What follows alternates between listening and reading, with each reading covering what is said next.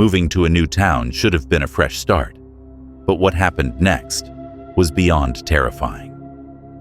After settling into our new home, my daughter and I started noticing strange things about our neighbor.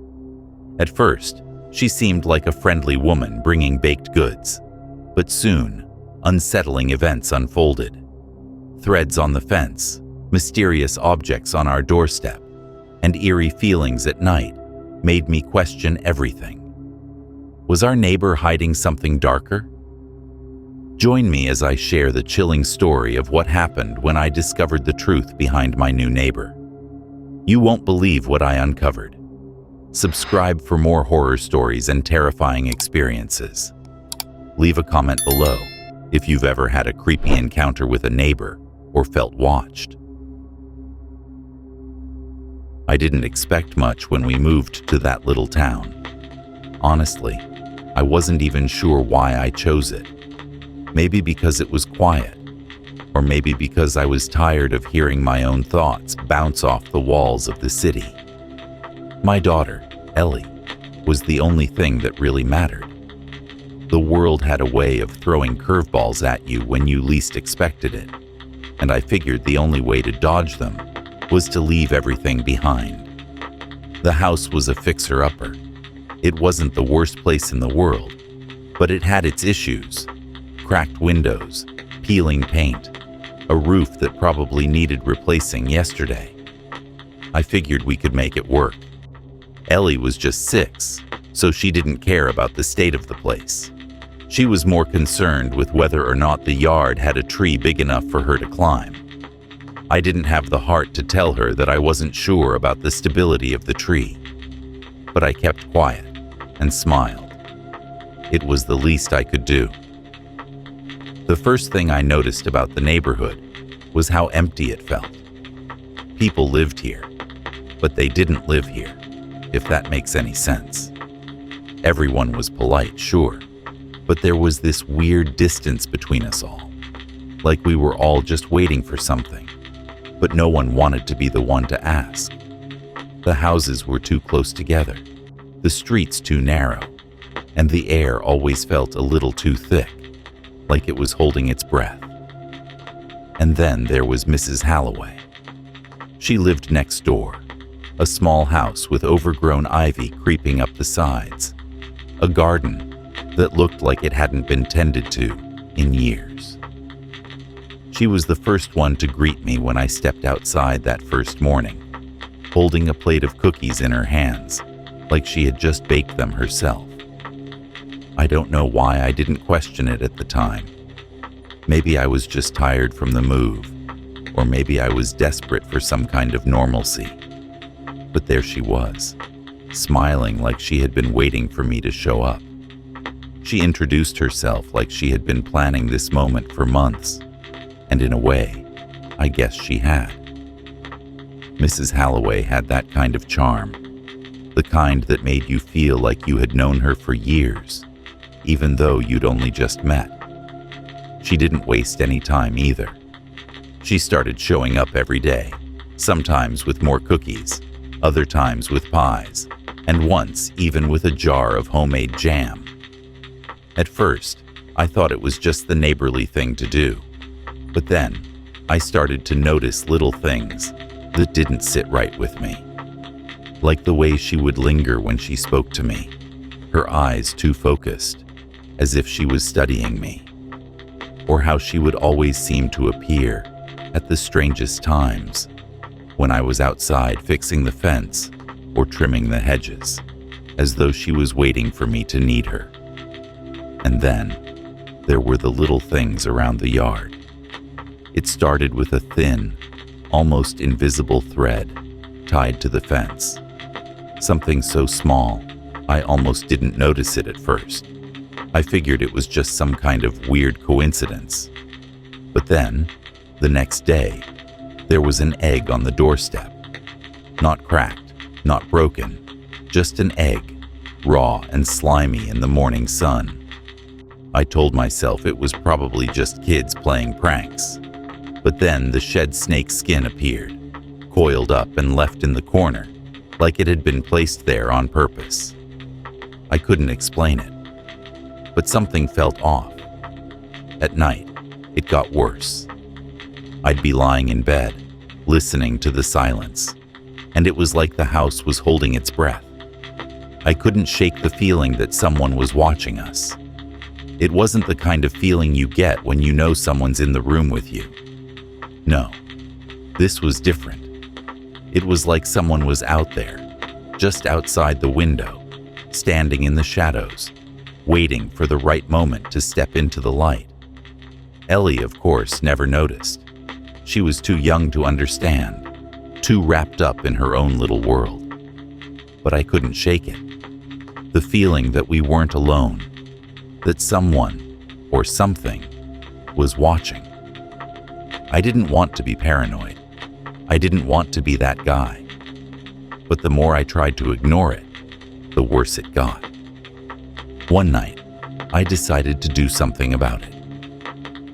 I grabbed the flashlight, slipped out of the house, and walked around the yard, the beam of light cutting through the dark like a knife. The air was thick, heavy, and the only sound was the soft rustling of the leaves in the trees. I couldn't see anything, but I could feel it. I could feel her. And then I saw her.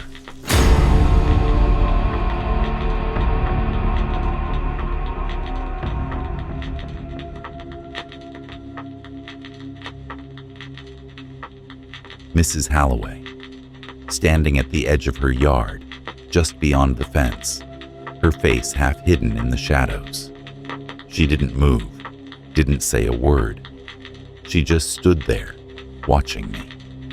Her hands were folded in front of her, and her head was tilted slightly, like she was waiting for something. I don't know how long I stood there, just staring at her. I couldn't move. My heart was pounding in my chest, and my breath felt shallow. But I didn't speak. I didn't move. I just turned around and walked back inside, locking the door behind me. But even then, I couldn't shake the feeling that she was still out there, watching, waiting, and I had no idea why. Days passed, and I tried to shake off the strange feeling that had settled in my chest. I told myself it was just stress from the move, the pressure of settling into a new place, new routines, new everything. But the unease lingered. It wasn't just the feeling of being watched anymore. It was something deeper, something more insidious. Like Mrs. Halloway had become a part of the fabric of my life without me even realizing it. She started coming by more often. At first, it was once a day, sometimes twice, but it escalated.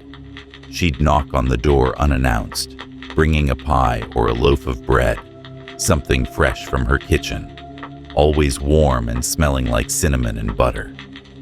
I'd politely accept, try to be grateful, but I couldn't ignore the way she would linger at the threshold, peering inside like she was inspecting my life, my home, as if she were measuring something. Her comments started to cross a line. At first, it was subtle. Compliments about the way I decorated the house, how cute Ellie was, how lucky I was to have such a sweet little girl. But then she started making remarks that felt off. She'd tell me how much she liked the way Ellie's hair looked, or how she was growing up so fast, almost like she had been watching her. She'd comment on the way I dressed, the way I spoke, as if she knew more about me than she had any right to.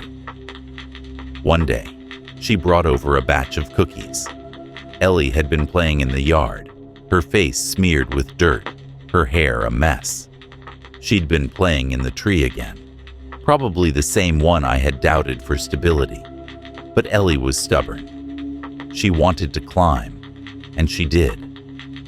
Mrs. Halloway's smile was wider that day when she handed me the cookies. Her eyes sparkled with something I couldn't quite place. Your daughter is such a sweet girl. She reminds me of someone I once knew, so full of life, so free. I nodded, a forced smile tugging at my lips. "Thanks, Mrs. Holloway." Her gaze lingered on Ellie as she ran around the yard, her small form darting between the trees. She's a special one, isn't she? So full of potential, so innocent. I couldn't help but feel the weight of her words, the way they hung in the air between us. I wanted to brush it off, to tell myself she was just being friendly, but something in the back of my mind kept nagging at me, warning me that this wasn't normal. And then the stories started coming out. It was another neighbor, an older man named Mr. Jacobs, who first mentioned it. He was a quiet type, the kind of guy who only spoke when he had something important to say. He and I had exchanged a few polite words over the fence about the weather, but nothing more. That day, he seemed different, more intense, like he was struggling with something. "Watch yourself with that woman next door," he said, his voice low, almost a whisper.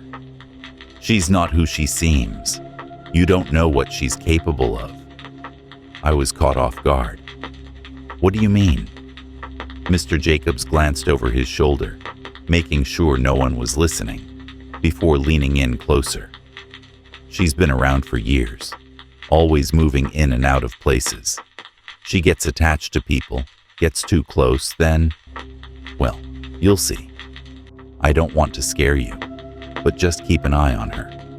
Trust me, it's better that way." I didn't know what to say. Mr. Jacobs wasn't the type to joke, and I could see the genuine concern in his eyes. But at the same time, I didn't want to believe it. Mrs. Holloway seemed harmless enough. Just a lonely woman, probably trying to make a connection with the new neighbors. I told myself I was overthinking things. People were just weird, right? But the more I tried to push it out of my mind, the more things started to spiral. One evening, Ellie and I were sitting at the kitchen table, having dinner. The sun had just set, casting long shadows across the room. The quiet hum of the fridge was the only sound in the house. That's when I noticed it. The smell. It was faint at first, almost imperceptible, but it was there. The same smell that had lingered on the cookies Mrs. Holloway had brought over. It was a sweet, almost cloying scent, like honey and cinnamon. But underneath it, there was something else. Something bitter, something sharp. I stood up, looking around the room. There was no sign of anything out of place, no sign of Mrs. Holloway either. But the smell was there, thick in the air, suffocating. "Ellie, do you smell that?" I asked, my voice shaky. Ellie looked up from her plate, confused. "Smell what, Daddy?" I shook my head, trying to ignore the creeping sense of dread settling over me. "Nothing, sweetie. Just sit tight, okay?" I went to the door, peering out into the yard. It was dark, the trees casting long, twisted shadows across the grass. The moon was barely visible, a sliver in the sky. I thought I saw something moving by the fence, just a flicker in the darkness. My heart raced as I stepped outside, but when I looked closer, nothing was there. I went back inside, locking the door behind me, but I couldn't shake the feeling that something, was watching us. That smell, that presence, it was all too familiar. The next morning, I found the egg again, on the doorstep, unbroken. But this time, it was different. There was something inside the shell, a tiny crack, and I swear, it moved. I didn't know what to do. I stood frozen in the doorway, staring at that damn egg. The crack in the shell was barely visible, but it was enough to send a wave of nausea through me. I had no idea what it meant. The hairs on the back of my neck stood up as I glanced around, but there was nothing. No one. Just the usual quiet of the neighborhood, the same empty streets, the the same stillness in the air. But I couldn't shake the feeling that something was terribly wrong. I bent down, my hand hovering just above the egg. I almost didn't want to touch it. What if it wasn't just an egg? What if it was something else? Something more sinister. My heart pounded in my chest as I finally reached out and picked it up, its weight cold and unyielding in my palm. The crack widened as I turned it over, and for a split second, I could have sworn I saw something move inside. A flicker of light, a shadow. I dropped it. It hit the ground with a sickening thud, and for a moment I just stood there, staring at the egg. The crack had spread, but the egg remained unbroken. It was like it was mocking me, daring me to look closer. But I couldn't. I backed away, feeling the cold sweat bead on my forehead. My mind raced, trying to make sense of it. The eggs, the strange smells, the way Mrs. Halloway had been acting. It was all connected. I knew it. But how? And why? I turned and went inside, slamming the door behind me. Ellie was still at the table, oblivious to the growing tension that had settled in my bones. I didn't want to worry her, didn't want to scare her, but I couldn't shake the feeling that we were in danger. I had to do something. Later that night, when Ellie was asleep, I couldn't sit still. The house felt too quiet, too empty. I paced back and forth in the living room, my mind racing. The shadows seemed to stretch longer than usual, creeping across the walls like something alive. That's when I heard it, a soft tapping at the window. At first, I thought it was just the wind, or maybe a branch scraping against the glass. But it came again, more deliberate this time, a gentle knock. I froze. I went to the window, my heart thudding in my chest. Through the thin curtains, I could make out a figure standing outside, just beyond the reach of the porch light. Mrs. Halloway. She was standing there, staring up at the window. Her face was pale, her eyes wide and unblinking. She didn't move. She didn't say anything. She just stood there, watching. I couldn't breathe. I stepped back from the window, my mind screaming at me to lock the door, to call the police, to do something. But my legs felt like they were made of lead. I couldn't tear my eyes away from her. It was like I was paralyzed, unable to look away, unable to make a sound. Then, just as suddenly as she appeared, she turned and walked away. Her movements were slow, deliberate, like she knew exactly what she was doing. I couldn't explain it. I couldn't explain the way she had looked at me, the way her eyes had pierced through the glass, as if she knew something I didn't. I don't know how long I stood there, staring at the empty street, waiting for something to happen. But nothing did. The night returned to its unnatural stillness.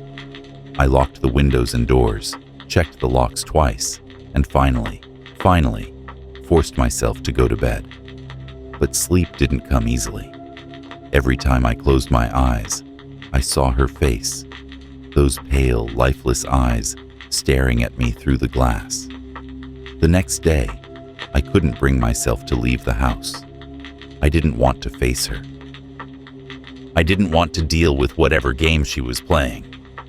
But then, there was a knock at the door. I hesitated, my hand on the knob. I already knew who it was.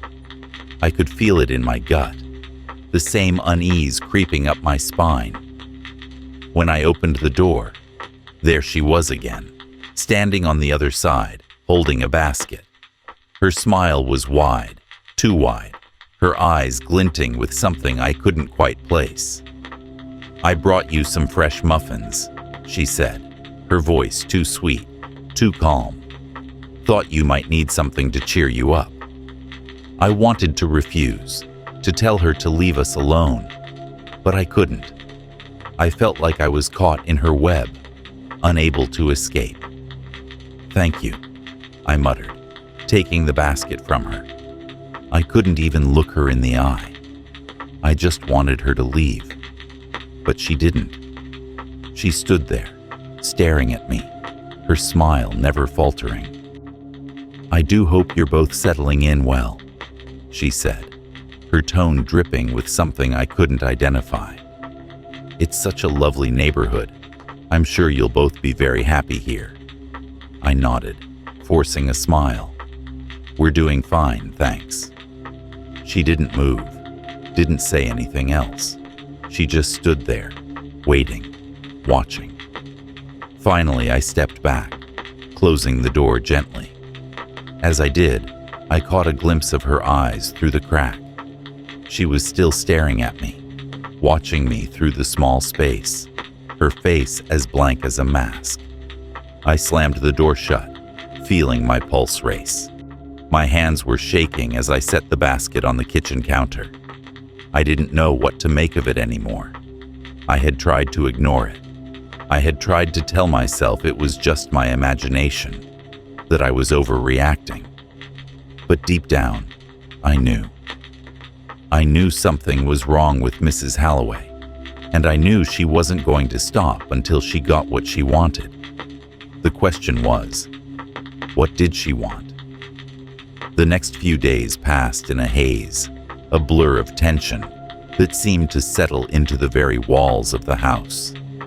I tried to push it all out of my mind. Mrs. Halloway's unsettling visits, the strange things I had found around the house, the feeling that something was always lurking just beyond the edges of my vision. But it wasn't that simple. It never is. I couldn't shake the way she had looked at me that night through the window. The look in her eyes. There was something there, something dark. It wasn't just curiosity or neighborly concern. It was something deeper, something that made my skin crawl. I had no idea what it was, but I could feel it, thick in the air around me. And then came the dream. It started innocently enough. Ellie and I were in the backyard, the sun shining down, the air warm. It felt like a normal, peaceful afternoon. But then I turned around and saw her standing there, Mrs. Halloway, in the corner of the yard, her back to me. She was staring at something, her hands outstretched. I couldn't see what she was holding, but I knew it was something important, something she wanted me to see. I walked over to her, but she didn't move, didn't acknowledge me. When I reached out to touch her shoulder, I froze. Her skin was cold, cold as death. And when I turned her around, her face was a mask of cracks and rot, like her skin was barely holding together. Her eyes were empty, hollow pits, and I could feel her gaze drilling into me. And then she spoke. "She's mine now. She's always been mine. I woke up with a start, my heart pounding in my chest, the sweat on my skin cold and sticky. The room was dark, silent, and I could hear Ellie's steady breathing from the other room. But the dream, God, the dream, lingered. It felt real, too real, like it wasn't just a figment of my mind, but something that had happened. I had to shake it off. It was just a dream. But dreams have a way of sinking into your soul, twisting and turning until they become part of your reality. And when I went outside the next morning, the world felt different. The air felt heavier, thicker, like the weight of something pressing down on me. That's when I saw it. The egg was gone. The one I had dropped on the porch. The one I had thought would be the last of it. It was gone, like it had never been there. The ground where it had fallen was perfectly clean, not even a trace of its existence. I stood there, staring at the spot, my mind reeling. I had seen it. I knew I had. But there was nothing now. Just the empty space, the silence. I turned around and saw her, Mrs. Halloway, standing at her window, staring out at me, her face pale and expressionless. Her gaze was fixed on me, unblinking, like she was waiting for something, waiting for me to react. I wanted to shout, to run over there and confront her, but something held me back. Something deep in my gut told me it wasn't the right time, that it wouldn't do any good. I didn't know what she wanted from me. I didn't know if I could stop it. But I knew one thing for sure. I was no longer in control. Ellie and I spent the rest of the day inside, trying to keep busy, trying to ignore the creeping sense of dread that had taken over the house. I kept my eyes on the windows, the door, making sure everything was locked. But no matter what I did, the feeling didn't go away. It only grew stronger, like something was always just outside, watching, waiting. That night, I couldn't sleep. I lay in bed, my mind racing with thoughts of Mrs. Halloway, the eggs, the dreams. What was she doing? Why was she doing it? And why couldn't I shake the feeling that Ellie was somehow involved in all of this? I tossed and turned, my thoughts spinning in circles. And then, around midnight, I heard it. A faint tapping at the window. My heart skipped a beat. It was the same soft, rhythmic tapping from before. The same sound that had sent me into a panic just days earlier. I couldn't move. I was frozen, staring at the window, waiting for something to happen. And then I saw her, Mrs. Halloway. She was standing there again, just outside the window, her face pressed against the glass, her eyes wide and unblinking. But this time, there was something different. She was holding something, a small white box. She held it up to the window, just inches from my face, her lips moving soundlessly. I couldn't hear her, but I knew what she was saying. I knew it deep in my bones. She was asking for something from me, and I was terrified of what would happen if I didn't give it to her. I backed away from the window, my hands shaking, my breath shallow. I couldn't look at her anymore. I couldn't take it. But as I turned away, I heard her voice. I'm waiting. And I knew then that she wasn't going to stop. Not until she got what she wanted. The next morning, the house felt different. The air was thick, as though it was charged with some kind of unseen energy. It was like the walls themselves were pressing in on me, urging me to do something, to make a choice. But I didn't know what choice there was to make. How do you confront a nightmare that feels so real, so tangible? How do you fight something that seems to know you better than you know yourself? I tried to act normal. Ellie needed me to. She was still so young, so innocent. I didn't want her to feel the same dread that had taken root in my chest. So, I kept up the charade. We had breakfast, played games, went outside for a while. But every time I looked at her, I couldn't shake the feeling that she was the key to all of this. That somehow, she was at the center of whatever twisted game Mrs. Halloway was playing. I didn't tell her about the dream, or the tapping at the window, or the feeling of being watched. I didn't want to scare her, but she wasn't blind to the tension in the house. I saw the way she flinched at the sound of footsteps in the hall, the way her eyes darted to the window when she thought I wasn't looking. She could feel it too. Later that afternoon, I couldn't take it anymore. I needed to confront Mrs. Halloway.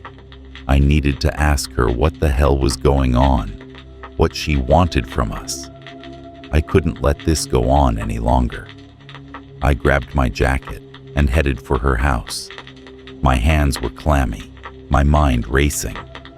As I walked down the street, I kept telling myself that it was just a misunderstanding. Maybe she was just an eccentric woman who didn't know how to respect boundaries. Maybe it was all in my head. But deep down, I knew it wasn't. I knew something was wrong. When I knocked on her door, it felt like the world went quiet. No sound, no movement, just a heavy, oppressive silence that hung in the air. I knocked again, harder this time, but there was still no answer. My heart began to race. Was she home? Was she even there? I reached for the handle, my fingers trembling, and to my surprise, the door opened. It creaked on its hinges, revealing a dark hallway beyond. The house smelled musty, old, like something had been left to rot. "Mrs. Halloway?" I called into the darkness, but there was no response. I stepped inside, cautiously, the floorboards groaning under my weight. The house felt wrong. It was too quiet, too still. There were no pictures on the walls, no signs of life, just the oppressive weight of something forgotten. I walked down the hall, my footsteps echoing in the silence, until I reached the living room. There she was. Mrs. Halloway was sitting in a chair, her back to me. Her hands were folded neatly in her lap, and her head was tilted slightly to the side. It was as if she had been waiting for me, as if she had known I would come. Can I help you? She asked, her voice soft, almost too soft, like a whisper in the wind. I couldn't help myself.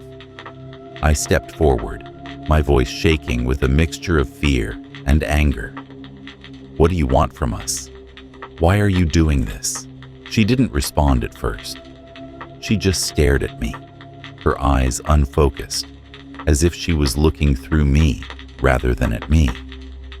I felt a chill run down my spine, and for a moment, I wondered if I had made a mistake, if I had opened the door to something I couldn't control. But then, slowly, she turned to face me. Her face was pale, her features sharp, almost too sharp, like they didn't belong to a human being at all. Her eyes were wide, too wide, and they gleamed with something I couldn't quite place. You're asking the wrong question. It's not about what I want, it's about what she wants. I froze. The air seemed to crackle with the words, like they held some kind of power. "What do you mean?" I asked, but my voice came out as a whisper, barely audible. Mrs. Halloway smiled then, a slow, deliberate smile that didn't reach her eyes. You'll see soon enough. She's not just your daughter, you know. She's something more. The words hung in the air, thick and suffocating. I didn't understand what she was saying, but I knew one thing for sure. She wasn't just talking about Ellie. She was talking about something darker, something that I couldn't even begin to comprehend. Before I could ask her anything else, she stood up, the chair scraping loudly against the floor. "You should go," she said, her tone suddenly cold. "Before it's too late." I didn't need to be told twice. I turned and bolted for the door, my heart pounding in my chest. But as I stepped outside, I glanced back at the house, and for just a moment, I thought I saw something move in the window, something dark, something watching me. I didn't stop running until I was back home.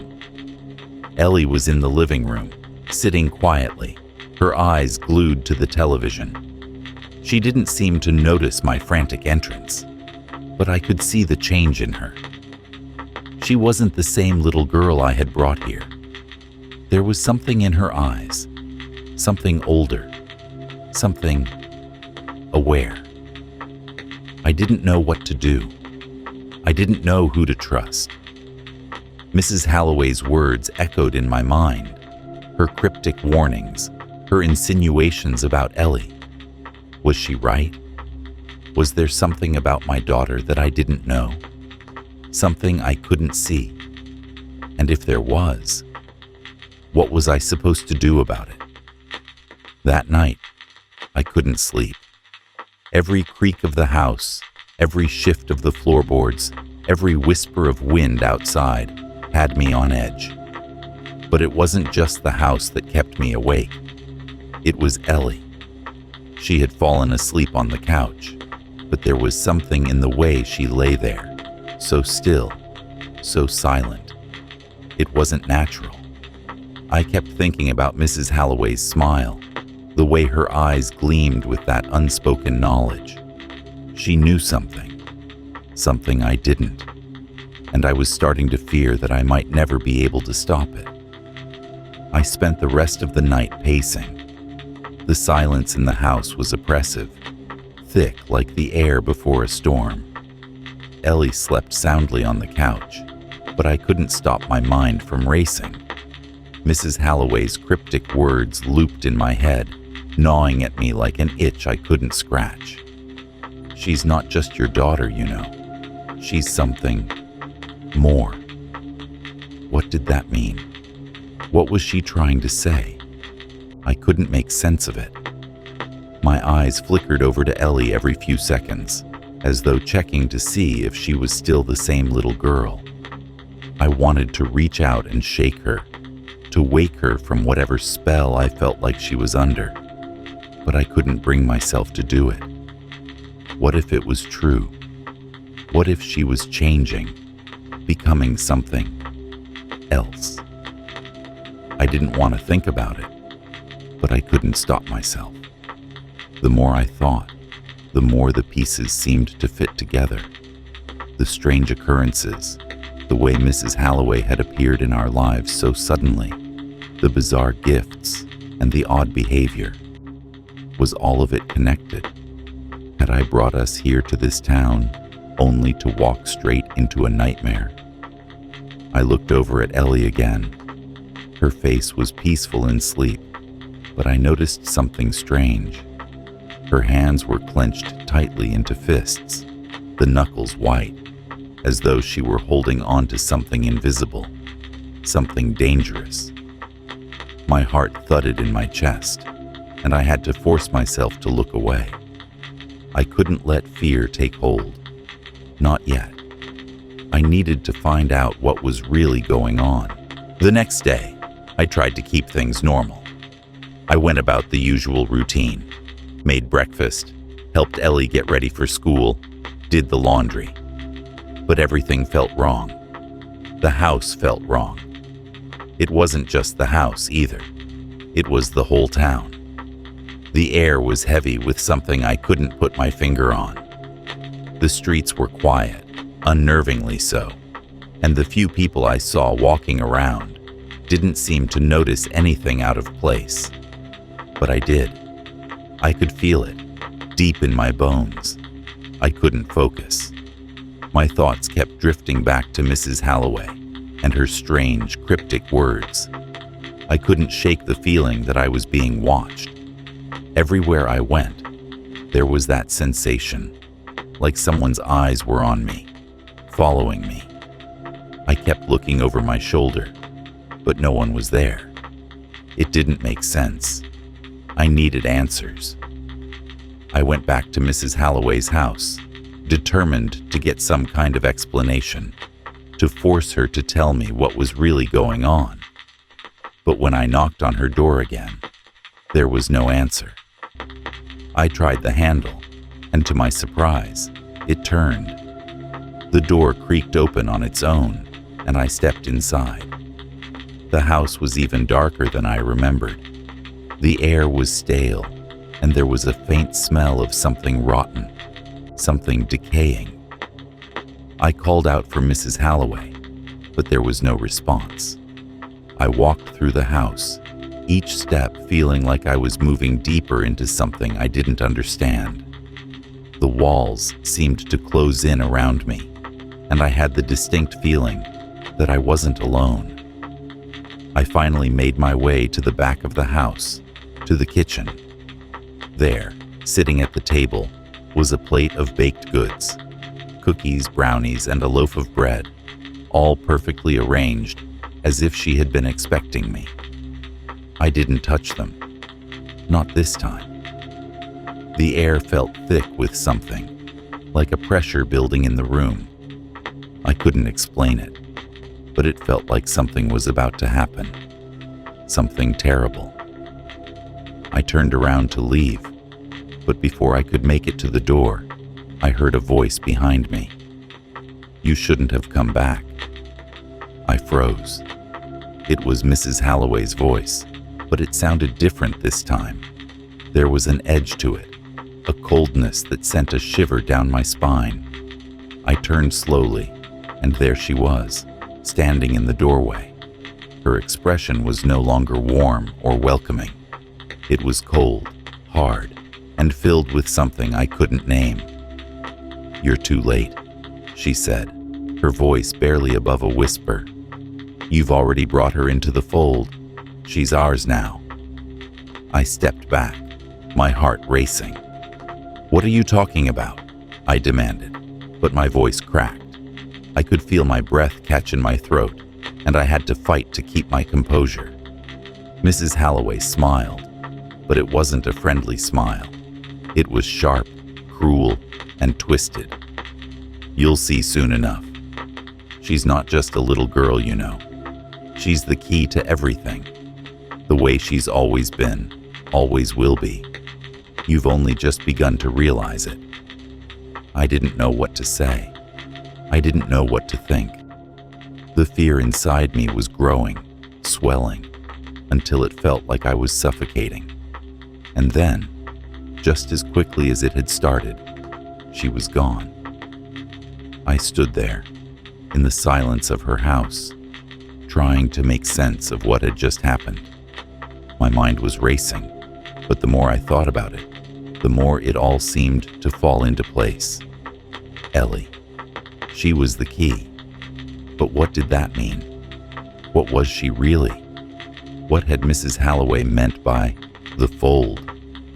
I didn't know, but I knew one thing for sure. Whatever was happening, whatever was unfolding around us, was far darker and more twisted than I could have ever imagined. And I was terrified of what was to come. I left the house, my mind spinning. I needed to get home, to Ellie, to protect her. But as I walked down the street, I couldn't shake the feeling that I wasn't alone, that someone, or something, was watching me. I turned around quickly, my heart hammering in my chest, but there was nothing there. Just the empty street, the quiet houses. But the feeling lingered. It wasn't just the house that was haunted. It was the whole town. It was everywhere, and I was trapped in it. I barely slept that night. The minutes felt like hours as I tossed and turned, thoughts swirling in my head like a tornado I couldn't escape. Ellie, bless her, was still sleeping soundly, unaware of the storm that was brewing. I envied her innocence, her ability to drift into peaceful dreams while I lay awake, haunted by the idea that I was in way over my head. The following morning, I found myself staring at the clock more than usual. I was jittery, unable to sit still. The thought of going outside, of facing the world again, was overwhelming. But I had to. I had to get Ellie to school, and I couldn't afford to let her see how badly I was cracking under the pressure. The walk to school felt longer than it ever had before. The town, usually so quiet and unassuming, now seemed suffocating. The air felt too thick, too still. As I passed each house, each street corner, I couldn't shake the feeling that I was being watched. I glanced over my shoulder more times than I cared to admit, but there was never anyone there. Still, the unease in my gut grew with each step.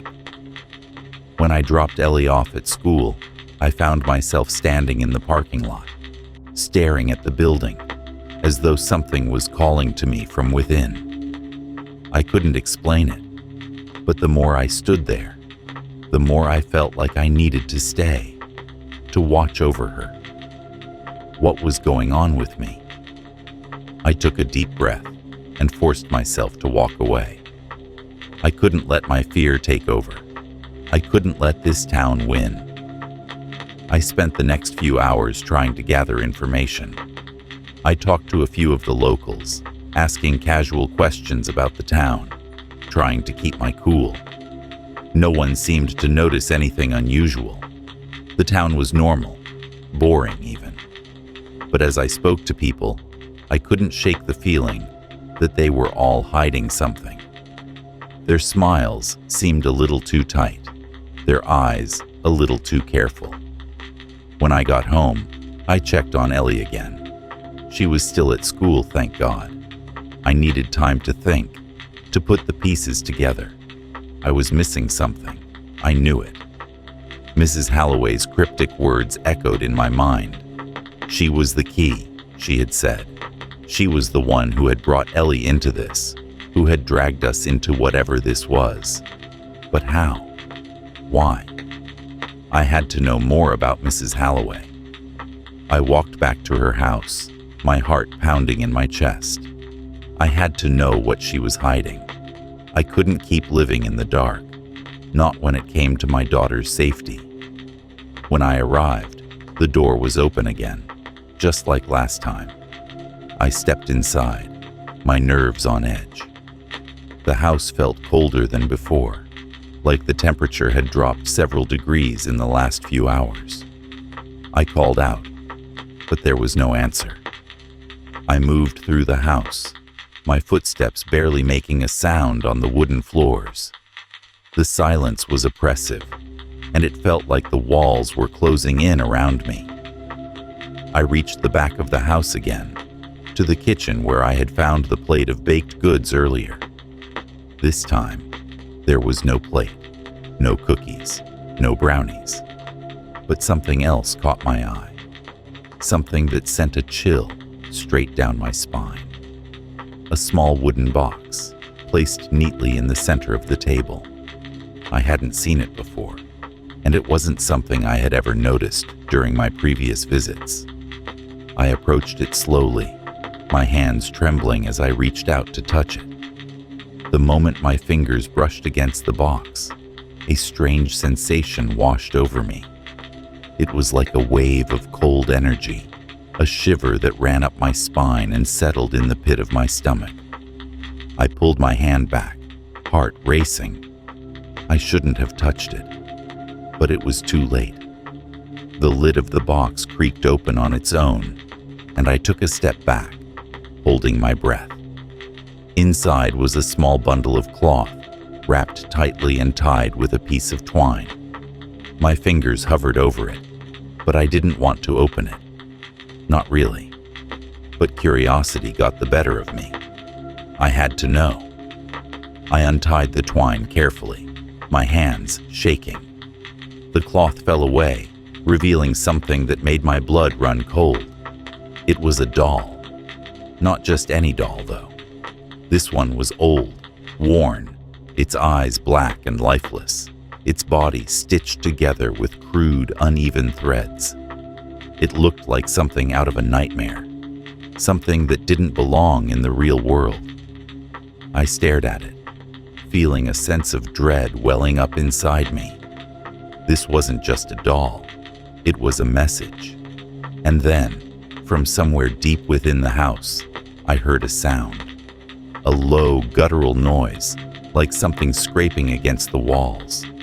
I froze, every muscle in my body tensed as the noise grew louder. It was coming closer. I couldn't move. My feet felt glued to the floor, my breath shallow. The noise was deafening now, filling the entire house. And then, I heard a voice, a soft, whispering voice, just behind me. Don't touch what you can't understand. I spun around, my heart pounding in my chest, but there was no one there. The house was empty, still, silent. But the doll was gone. I blinked, rubbing my eyes. But when I opened them again, it was back, sitting in the center of the table, as though nothing had happened. I couldn't explain it. I couldn't explain any of it. But I knew one thing for sure. I had to get out of there. I had to get Ellie and leave.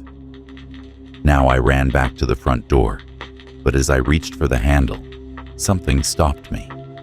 A reflection. In the window, I saw her, Mrs. Halloway, standing outside, just beyond the glass, her eyes locked onto mine. She was smiling, but it wasn't a friendly smile. It was a predatory grin, filled with malice. And then, she was gone. I bolted out of the house, my heart racing as I ran back to my car. I didn't look back. I couldn't. I had to get Ellie. I had to protect her. But I had no idea what I was up against, and I was terrified. The drive back home was a blur, the world around me turning into a chaotic mix of shadows and blinding headlights. I didn't know where my mind was, lost somewhere between the terrifying doll, Mrs. Halloway's twisted grin, and the feeling that I was about to unravel something far darker than I had ever imagined. When I pulled into the driveway, I didn't waste any time. I grabbed the door handle with a force I didn't know I had and rushed inside. The house was quiet, eerily so. Ellie's absence felt heavy in the air, like a presence I couldn't shake. I moved quickly, searching every room, calling her name over and over. But there was no answer. Panic surged through me. My mind raced with terrifying possibilities. What if she wasn't at school? What if Mrs. Halloway had done something to her? What if... My thoughts spiraled, but then I heard the sound of little feet pattering down the hallway. Ellie appeared in the doorway of the living room, her backpack slung over one shoulder, her face twisted in confusion. "Dad, what's wrong? You look weird." I let out a breath I didn't realize I was holding. She was safe. She was here. I rushed over to her, kneeling down to her level, gripping her arms tightly. "Ellie, listen to me. You need to stay with me. Don't go outside. Don't talk to anyone, especially Mrs. Halloway. Do you understand me?" She blinked, looking at me as though I had lost my mind. "Dad, you're scaring me," she whispered. "Mrs. Halloway brought cookies today, and I told her you weren't home." I froze, my grip on her arms tightening. "Ellie, you didn't eat anything she gave you, did you?" I asked, my voice barely above a whisper. She shook her head, her brow furrowing in confusion. "No, I didn't want to. But she left them on the porch anyway. They looked weird." I nodded, relieved, but still shaken. Mrs. Halloway's baked goods weren't something I could take lightly anymore. Whatever she had done to them, it wasn't just about food. It was something far worse. But as I was about to speak, the sound of a soft knock on the front door froze me in place. My heart skipped a beat. I glanced at Ellie, and her eyes were wide with fear. I didn't move. I didn't want to, but I couldn't ignore it. The knock came again, more urgent this time. I couldn't just leave it unanswered. I couldn't just ignore her. I stood slowly, trying to steady my breath. "I'll be right back," I told Ellie, my voice strained. I approached the door cautiously, glancing through the peephole. There she was, Mrs. Halloway, standing on the other side of the door, her expression unreadable, her hands clutching something behind her back. I took a deep breath and opened the door just a crack, my hand still gripping the knob like a lifeline. "What do you want, Mrs. Halloway?" I forced the words out, my voice cold, steady. She smiled, that same unsettling grin from earlier, and tilted her head. "I just wanted to check on you, dear. You seemed a little upset earlier. Is everything all right?" I swallowed, fighting the urge to slam the door in her face. "I'm fine," I said flatly. "Just a little tired. Thanks for checking, but we're good." Her eyes narrowed, a flicker of something dark flashing in them. "I see. Well, I'll leave you to it then. But remember, I'm always here if you need anything." She stepped back, her voice soft, but there was an edge to it now, a dangerous undertone that sent a shiver down my spine. I nodded quickly, closing the door before she could say anything else. My hands were trembling, and I leaned against the door, my heart pounding in my chest. Something wasn't right. Something was terribly wrong, and I couldn't keep pretending that it wasn't. I turned around, my gaze immediately finding Ellie. She was standing in the living room, watching me closely. I could see the worry in her eyes, the way she was trying to understand what was going on. "Dad, what's happening?" she asked quietly.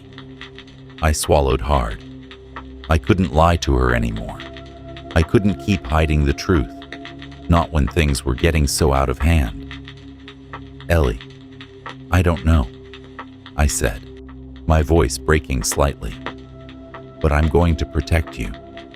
No matter what happens, I will keep you safe." I didn't know if I believed the words myself, but I had to. I had no choice. The rest of the day passed in a blur. I couldn't focus on anything. I kept checking the windows, the doors, the shadows.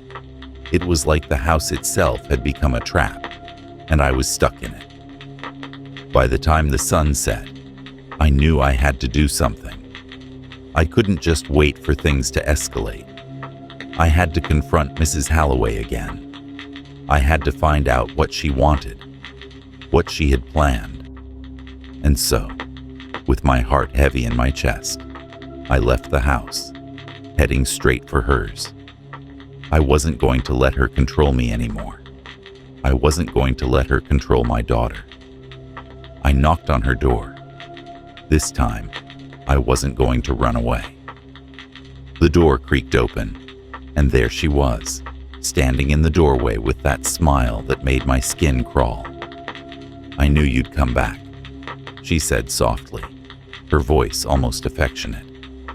I swallowed, trying to steady my nerves. "We need to talk," I said, forcing the words out. She stepped aside, gesturing for me to come in. I hesitated, but I knew I had no choice. As I stepped over the threshold, the door closed behind me, and I felt a coldness settle over me. This wasn't just a conversation. This was something else, something darker. I was about to learn just how deep the rabbit hole went. Mrs. Halloway's house was unlike anything I had imagined. The moment I crossed the threshold, I felt it. A strange, oppressive weight that seemed to hang in the air. It wasn't just the smell, though that was off-putting too. There was a strange sweetness mixed with something musty, something stale. The walls were lined with faded photographs, old knickknacks, and worn furniture. It was like stepping into a time capsule, a relic of another era, and I couldn't shake the feeling that everything in here was watching me. "Please come in," Mrs. Halloway said again, her voice softer now, almost coaxing. She stood to one side, eyes gleaming in a way that made me uncomfortable. Her house felt like a cage. Each step I took felt more like I was sinking deeper into it. I forced a smile, but I could feel my heart pounding in my chest. Something was off about her, off about everything. I had to remind myself why I was here, to get answers, to understand what was going on. I walked into the living room, glancing around at the old furniture, the faded wallpaper, the strange, dark paintings on the walls. There were no modern touches here, no sign of the outside world, just the relics of a woman who who seemed to have frozen in time. The air felt thick, almost like I was suffocating. "Would you like some tea?" she asked, already moving to the kitchen before I could answer.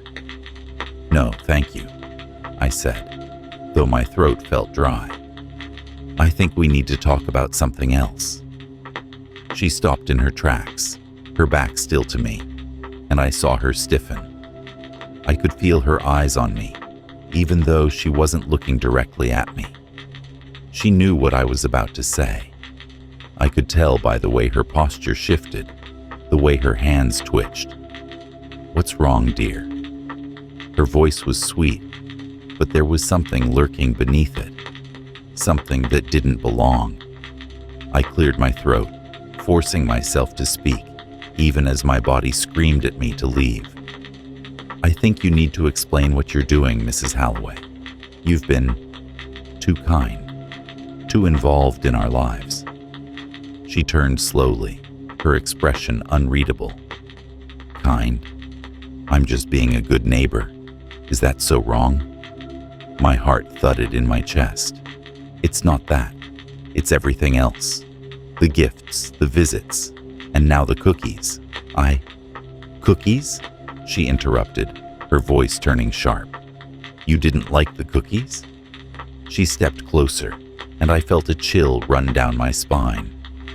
"No," I said, backing up a step, my voice trembling. "I didn't like the cookies. They were—" I stopped myself, the words getting caught in my throat. How could I explain it? How could I make her understand that something about this was wrong without sounding like I was losing my mind? "Go ahead," she urged, her voice suddenly too calm. "Say it." I took a deep breath, steadying myself. "They were strange, and so were you. You've been coming by too often, bringing things we didn't ask for, watching us. It's not normal.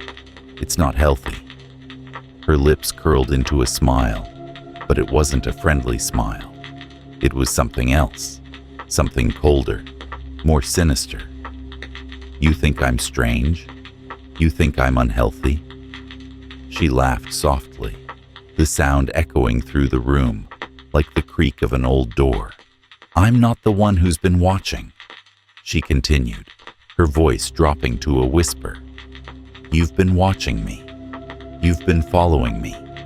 You've been seeing things that aren't there, feeling things that aren't real. Do you know why?" I shook my head, my breath coming in shallow gasps. What was she talking about? Watching, following.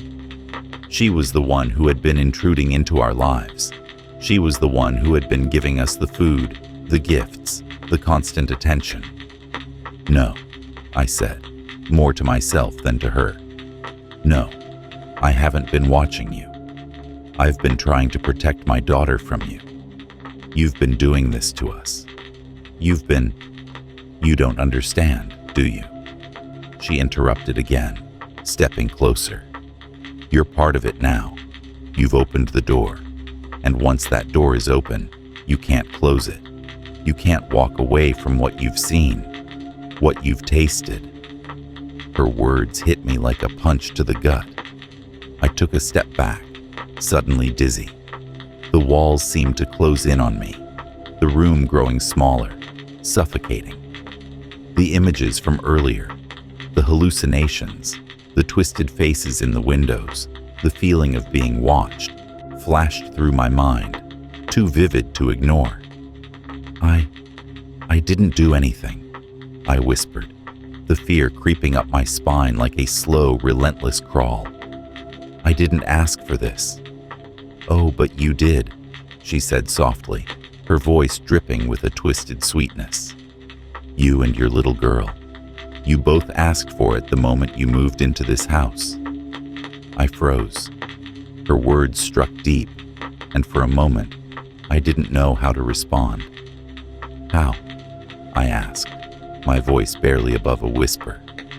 She smiled again, that same unsettling grin. "I told you, you opened the door. And once you've seen what's behind it, there's no going back. I could feel my pulse pounding in my ears. The world seemed to tilt, and for a moment, I wasn't sure if I was still in her house or if I was somewhere else entirely, somewhere darker, somewhere more twisted. "What do you want from us?" I asked, my voice shaking now. Her smile faded, and her eyes grew cold, calculating. "What I want, dear, is for you to understand. I want you to see the truth about this place, about me, about you." I backed up further, my hands shaking, my mind spinning. No, I don't want to know. I don't want any part of this." She tilted her head, studying me with an expression that made my skin crawl. "It's too late for that. You're already part of it. You've always been part of it." The air around me felt thick, suffocating, and I realized I had to get out of here. I had to get back to Ellie, to make sure she was safe, before it was too late. But as I turned to leave, Mrs. Halloway stepped into my path, blocking the door. "You're not going anywhere," she said, her voice low, almost a hiss. "Not until you understand." And in that moment, I realized she wasn't just trying to scare me. She wasn't just playing games. She meant every word she said. I had walked into her trap, and now there was no way out. I couldn't breathe. The walls seemed to press in on me from every side, and her words echoed in my head like a dark chant, drowning out everything else. "You're not going anywhere," she had said. It was like she knew I'd try to escape, knew exactly how to trap me, how to keep me here, in her world, her twisted little world. I tried to step back, to push past her, but she didn't move. Her frail yet unnervingly strong hands reached out, gripping my arm with surprising force. I looked into her eyes, expecting to see some sign of the kindly woman who had greeted us when we first moved in. But there was nothing warm there. No kindness, no humanity, just cold, calculating emptiness. "You can't leave," she repeated, her voice soft but insistent. "Not yet. Not until you understand. Until you see." "See what?" I demanded, my voice coming out harsher than I intended. "What the hell are you talking about?" Her lips curled into that same unsettling smile, the one that made my stomach churn. "You're part of it now. You can't unsee what you've seen, and you can't undo what you've tasted." I could feel the weight of her words pressing down on me, crushing me under the sheer gravity of their meaning. What had I gotten myself into? What was she talking about? What had I done? I shook my head, trying to clear the fog in my mind. I needed to get back to Ellie. She was alone, probably scared. I had to protect her, keep her safe from whatever was happening here. "I'm leaving," I said firmly, trying to pull my arm away from her grasp. "Let me go." But she didn't let go. Instead, her grip tightened, and her eyes seemed to darken, like something ancient and dangerous was stirring within her. "No," she said softly. "You're not going anywhere. Not until you understand. Until you see the truth about what's really going on here." I tried to shove her away, but it was like trying to move a wall. She was so much stronger than she looked, her small frame betraying the raw power that radiated from her. I was stuck, pinned in this room with her, with no way out. "I'm not part of anything," I shouted, desperation rising in my chest. "I don't know what you want from me, but I'm not your damn pawn." Her expression softened, but it wasn't comforting. It was condescending, like she was looking at a child who didn't understand something important. "You will," she said. "You will, in time." I could feel my heart pounding in my chest, my hands trembling. I was panicking now. This woman, this strange, twisted woman, she was dangerous. I didn't know what she wanted, but I knew she wasn't going to let me leave until she had whatever it was from me. I need to get to my daughter, I said, trying to stay calm, trying to reason with her. She's alone. I need to. She's not alone. Mrs. Halloway interrupted, her voice dropping to a whisper.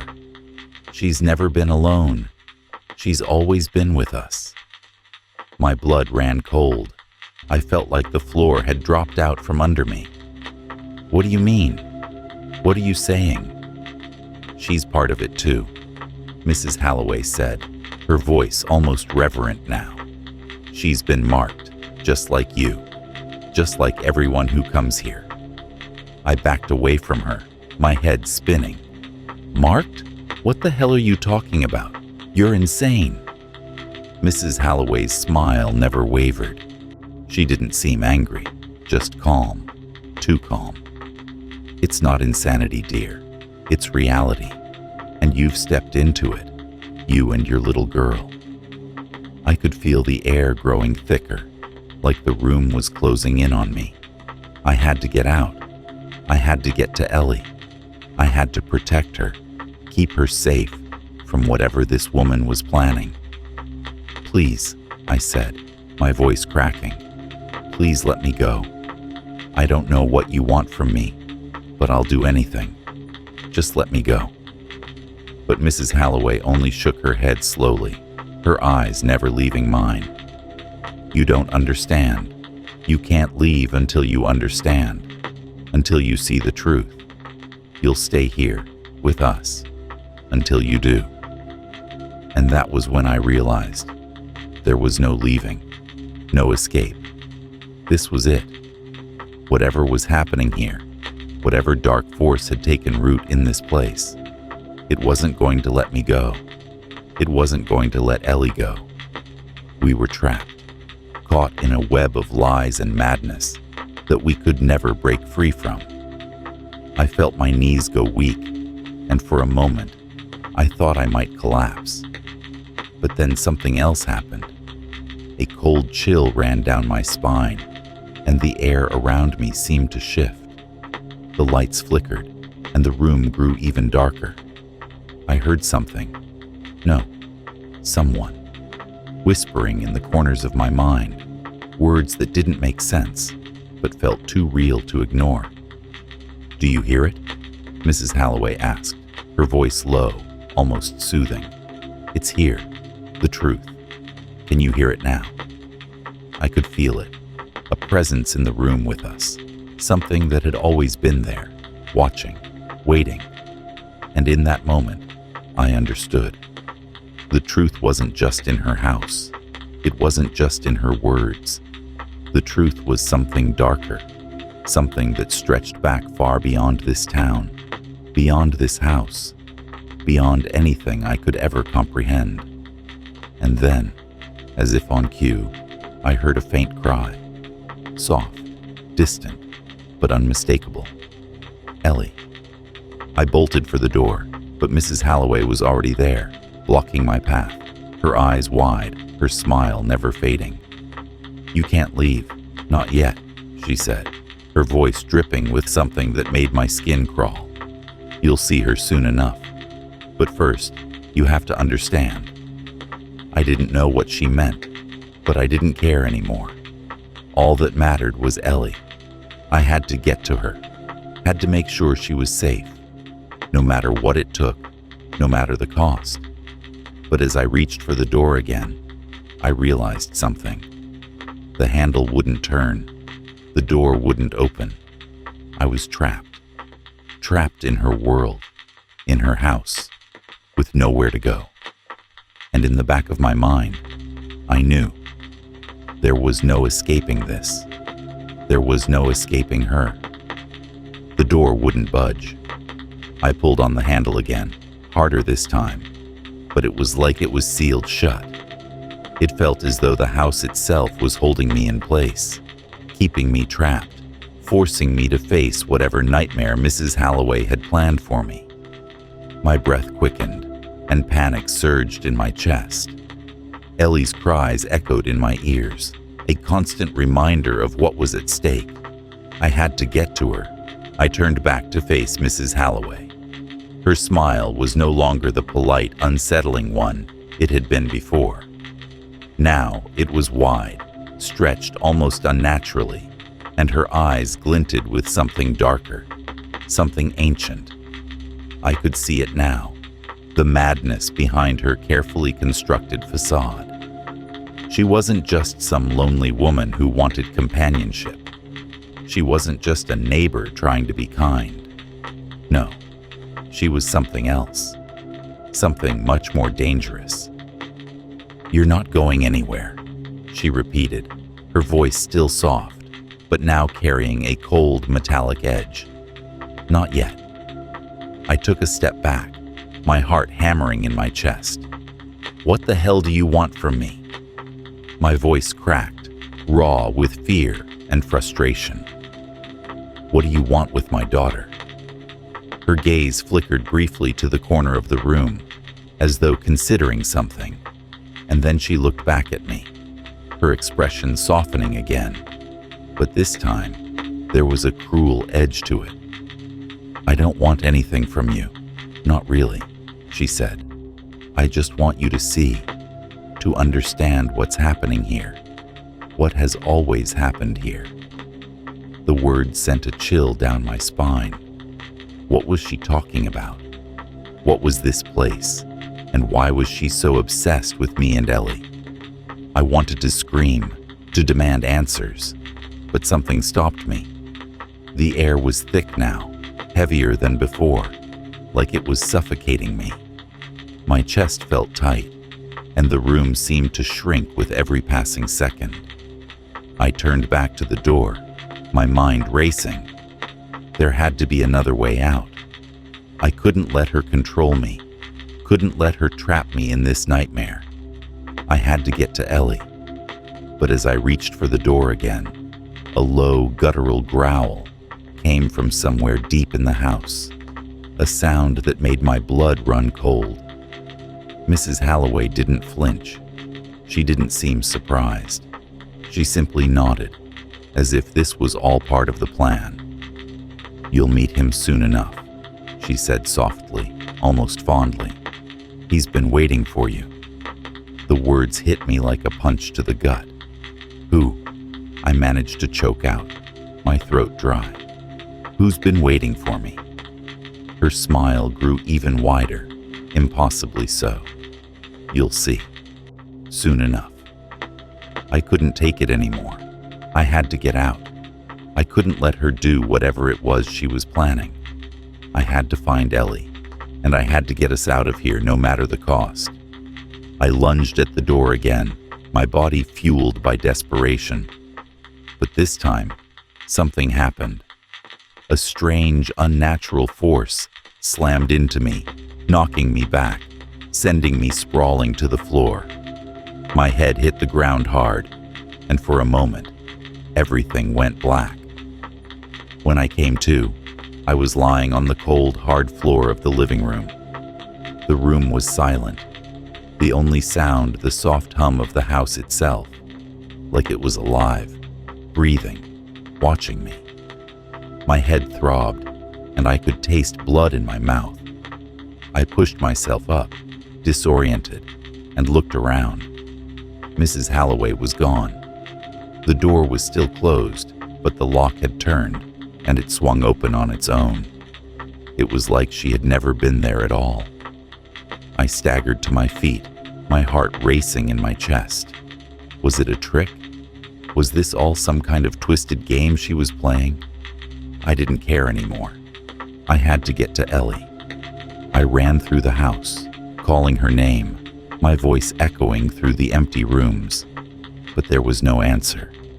The house was eerily quiet, like it was holding its breath, waiting for something. I finally reached her room, my breath coming in ragged gasps. But when I opened the door, the room was empty. The bed was neatly made, the toys on the floor untouched. Ellie was gone. A cold, paralyzing fear washed over me. Where was she? Had Mrs. Halloway taken her? Was she part of whatever twisted game this woman was playing? I felt my legs give out beneath me, and I collapsed to the floor, my hands gripping my head as the weight of it all crashed down on me. How had this happened? How had things gone so wrong, so fast? I needed answers. I needed to understand what was happening here. But all I had were more questions, more confusion, and an overwhelming sense of dread that something far worse was lurking just around the corner. The house felt alive, the walls seeming to pulse with an energy that I couldn't explain. The air was thick, heavy with something I couldn't name, something that made my skin crawl. And then I heard it. A faint sound, a whisper that seemed to come from all around me. It wasn't in my head. It was real. Welcome home. The voice was low, gravelly, and filled with something dark and ancient. It wasn't Mrs. Halloway's voice, but I knew who it was.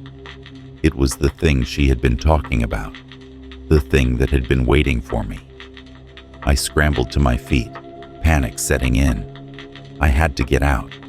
I had to find Ellie, and I had to leave this place. But the house wasn't going to let me go. It was closing in, trapping me, keeping me here with whatever dark force it had summoned. And then, as I turned to run, I saw something that made my blood run cold. In the hallway, standing in the shadows, was a figure. Tall, dark, and unmistakably there. It was watching me. It was waiting for me. I froze. My body locked in place as my eyes adjusted to the dark, trying to make sense of the figure that stood just beyond the threshold of the hallway. It wasn't just a shadow. No, it was something more. Something that seemed to pulse with a life of its own. The figure was tall, unnaturally tall, and I could feel its presence in every inch of the room. The air grew colder, thicker, like it was suffocating me, pressing down on my chest. My breath came in short, shallow bursts. I couldn't move, couldn't scream.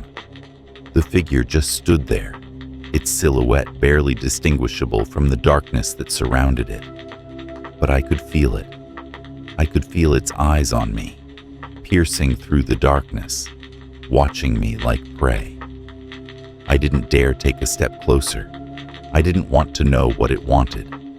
The air around me seemed to hum with a strange, malevolent energy. It felt like the walls were closing in, like the house itself was alive, aware of my every move. And then, it spoke. Its voice wasn't human. It was deep, guttural, like the sound of something ancient, something that had been buried in the earth for centuries. You're too late. The words sent a chill through my entire body. I didn't understand what it meant, but I knew it wasn't good. I wanted to run, to scream, to do anything to escape, but my body wouldn't obey. I was trapped in this nightmare. The figure stepped forward, slowly, deliberately. Each movement seemed calculated, like it was savoring the fear it was causing. I tried to back away, but my feet wouldn't move. My heart pounded in my chest, and I felt like I was going to collapse right there, in the middle of the hallway. You shouldn't have come here, the figure continued, its voice growing colder, more menacing. You shouldn't have brought her here. Ellie. The words hit me like a punch to the gut. What did it mean? What did it want with her? I had to find her. I had to protect her. But before I could move, the figure lunged forward with inhuman speed, its form shifting, distorting, as though it was no longer bound by the laws of nature.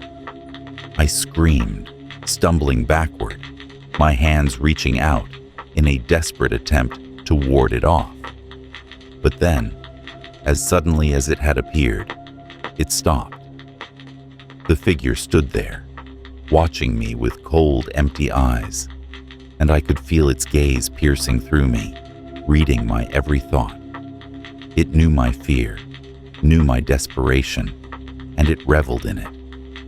"You'll never leave," it said, its voice low and mocking.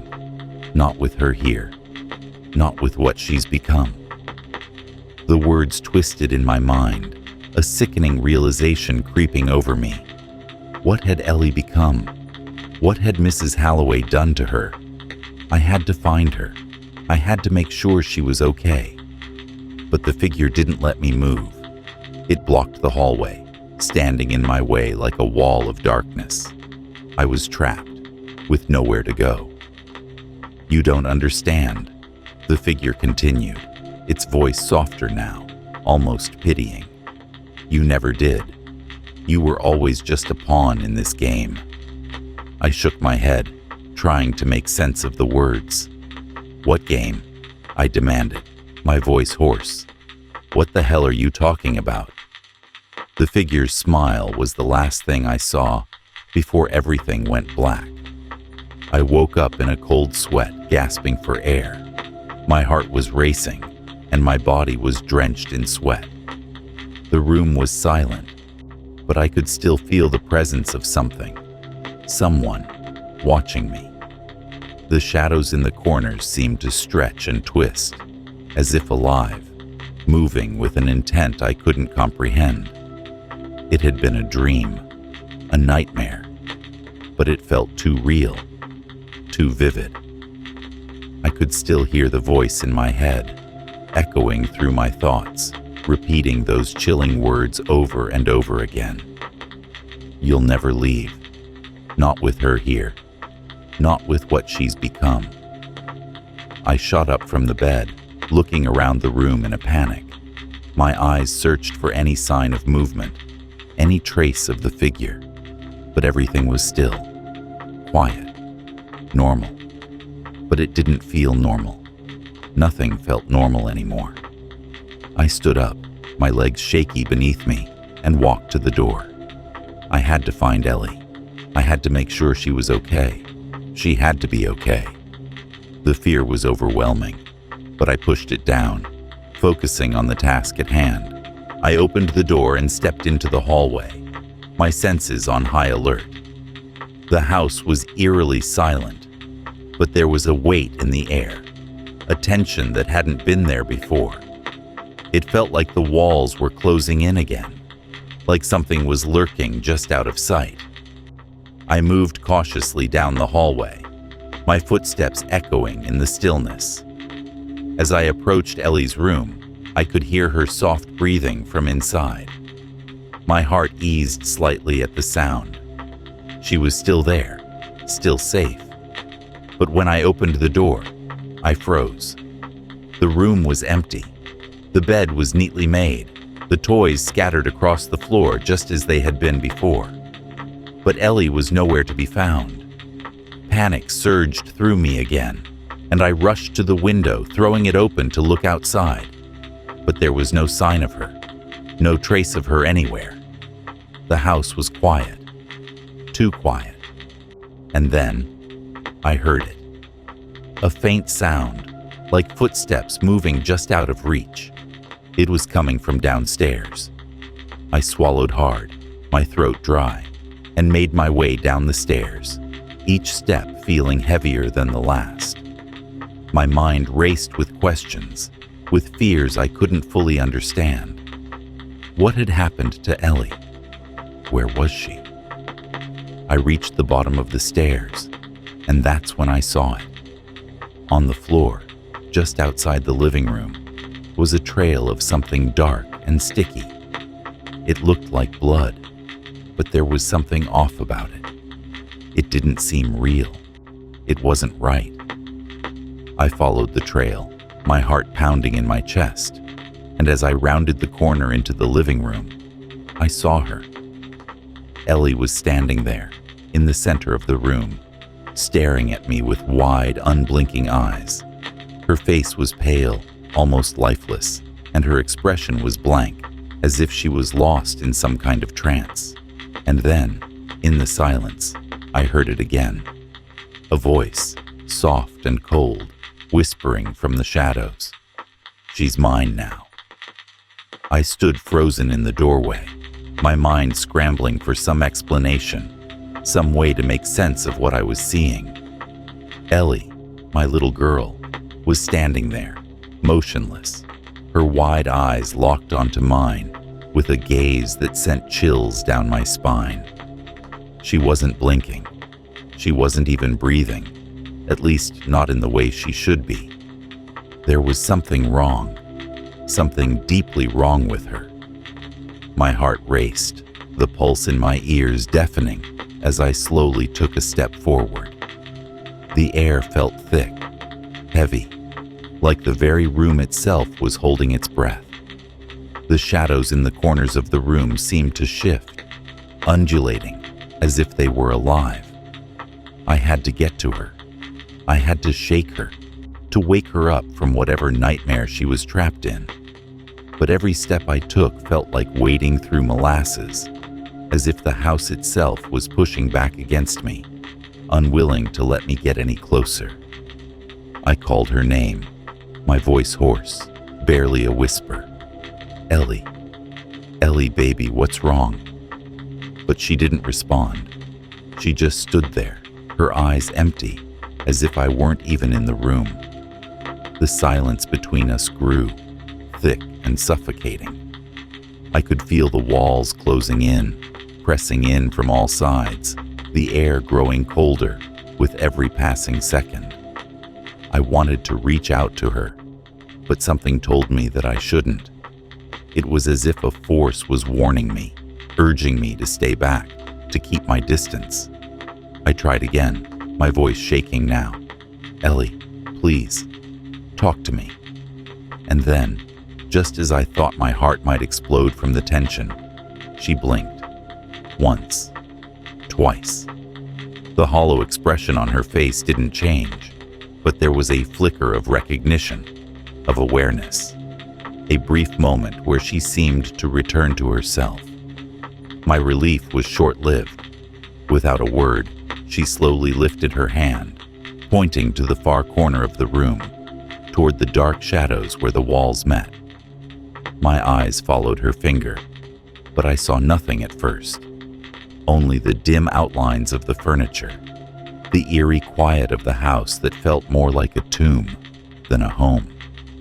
But then, from the corner of my eye, I saw it. A movement. A flicker of something just beyond the edge of the room. It wasn't a person. It wasn't a thing I could name. It was like a shape. No, more like a shadow that didn't belong. It was as if it was made from the very darkness itself, stretching, shifting, like it was trying to take form. My skin crawled as I turned my gaze back to Ellie, who was still standing there, unmoving, her finger now pointing directly at the spot where the shape had appeared. I didn't want to look. I didn't want to acknowledge it. But I had to. I had no choice. I took a deep breath, trying to steady myself, and turned my head to face the corner again. There it was.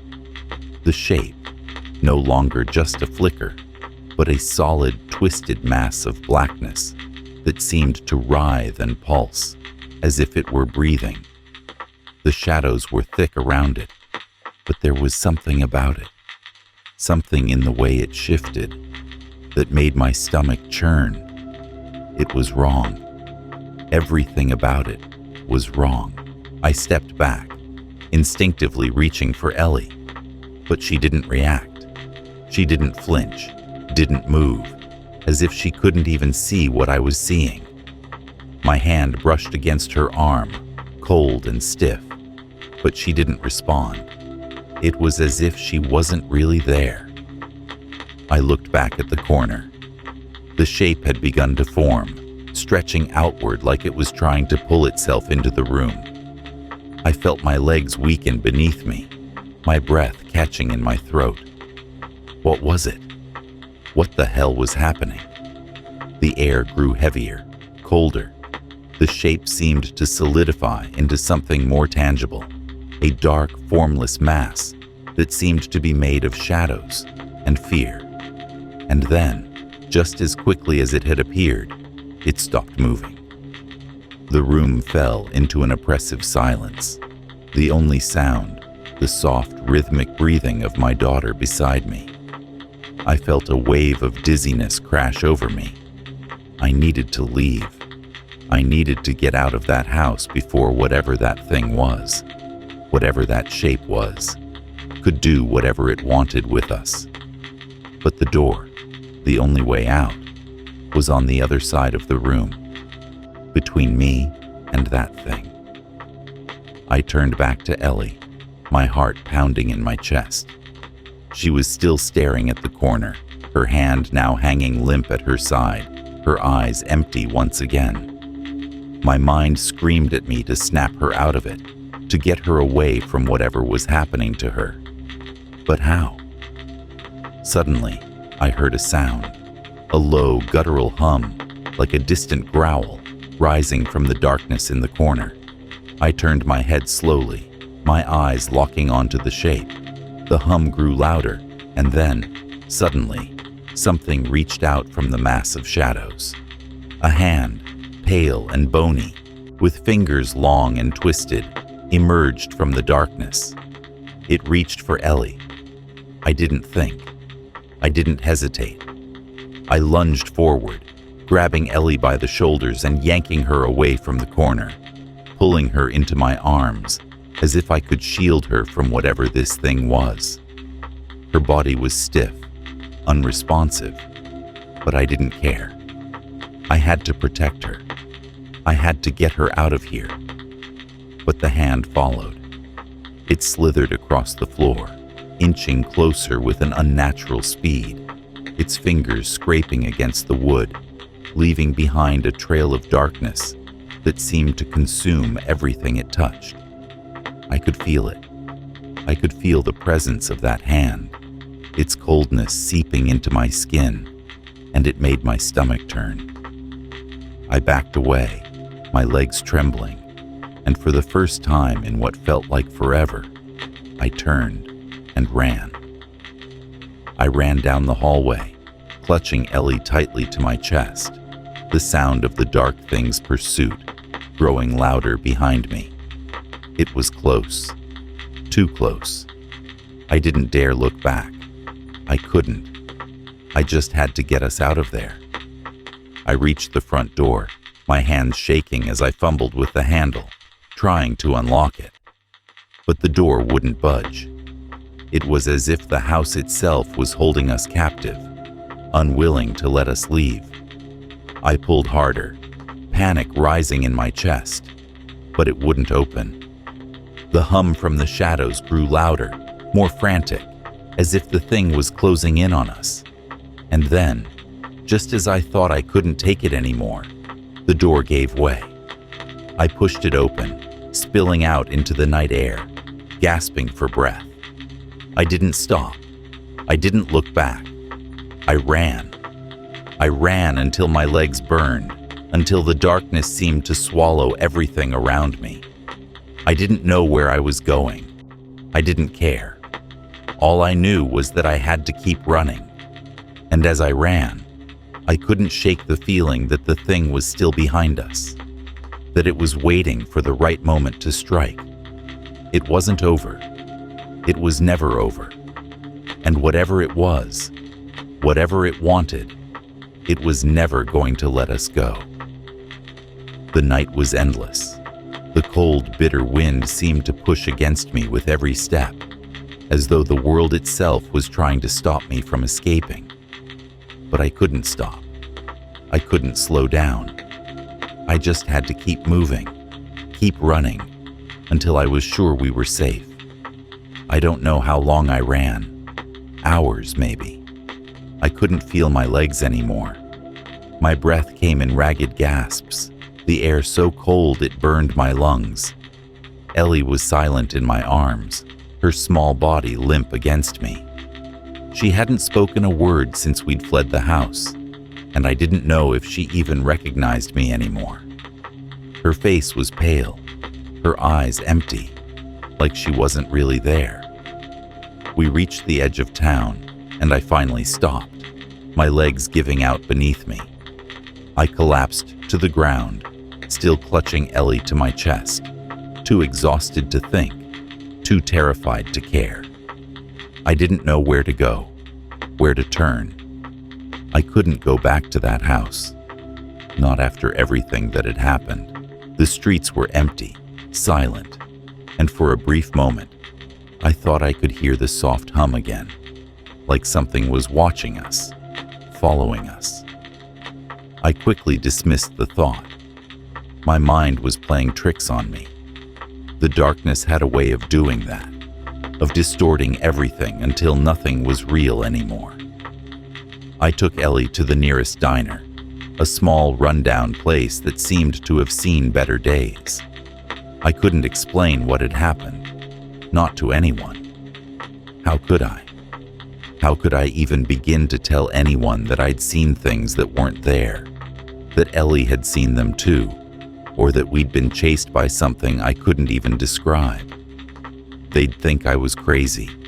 I didn't want to be crazy. I just wanted to make sense of it.